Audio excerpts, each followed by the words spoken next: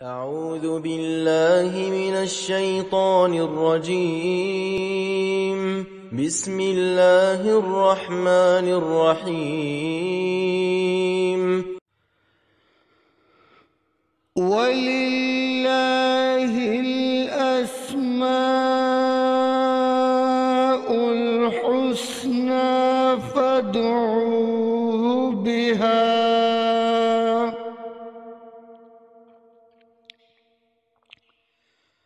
وَذَرُوا الَّذِينَ يُلْحِدُونَ فِي أَسْمَائِهِ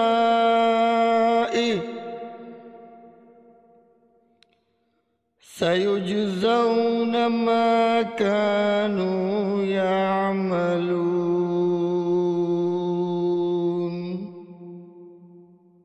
اور بہت اچھے نام اللہ ہی کے ہیں، تو اسے ان ناموں سے پکارو، اور ان لوگوں کو چھوڑ دو جو اس کے ناموں میں حق سے دور ہوتے ہیں۔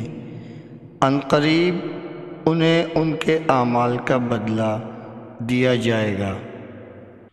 حضرت ابو ہریرہ رضی اللہ عنہ سے روایت ہے کہ رسول اللہ صلی اللہ علیہ وآلہ وسلم نے فرمایا، اللہ کے 99 نام ہیں، جو شخص ان کو یاد رکھے گا وہ جنت میں داخل ہوگا۔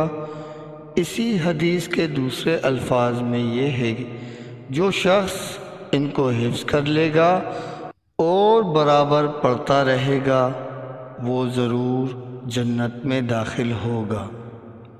وہ نام، ان کے معنی اور ان کی فضیلت کچھ اس طرح سے ہے: یا وہاب،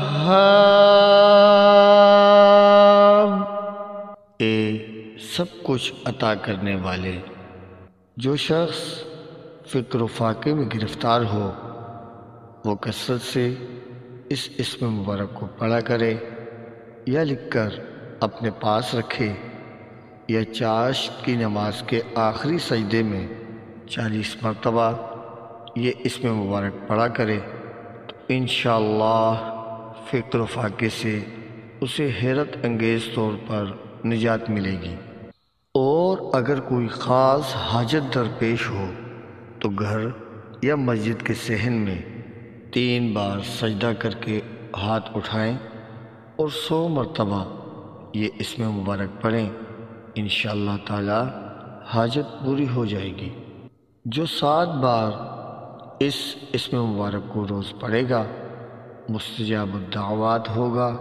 جو عشاء کی نماز کے بعد 1414 مرتبہ پڑھے گا اس اسم مبارک کو، اسے رزق کی فراخی نصیب ہوگی۔ جو کوئی فکر و فاقے سے پریشان ہو وہ اس اسم مبارک کی کثرت کرے، اللہ تعالیٰ اسے ایسی راحت عطا فرمائے گا کہ وہ حیران رہ جائے گا۔ جو چاشت کی نماز کے بعد سجدے کی آیت پڑھ کر سجدے میں 7 بار الوہاب پڑھے گا، مخلوق سے بے پرواہ ہو جائے گا۔ جو کوئی رزق کی فراخی چاہتا ہو چاشت کے وقت 4 رکعت نماز پڑھے، پھر سلام کے بعد سجدے میں جا کر الوہاب 104 بار، اور اگر فرصت نہ ہو تو 50 بار پڑھے، مالدار ہو جائے گا۔ جو اس اسم مبارک کو عشاء کے بعد 1150 بار پڑھے مقروض نہ رہے گا۔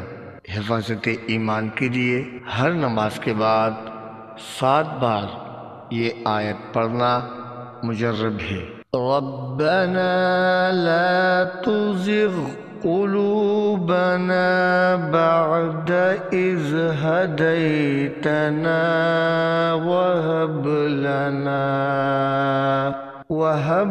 لنا من لدنك رحمة إنك إنك أنت الوهاب.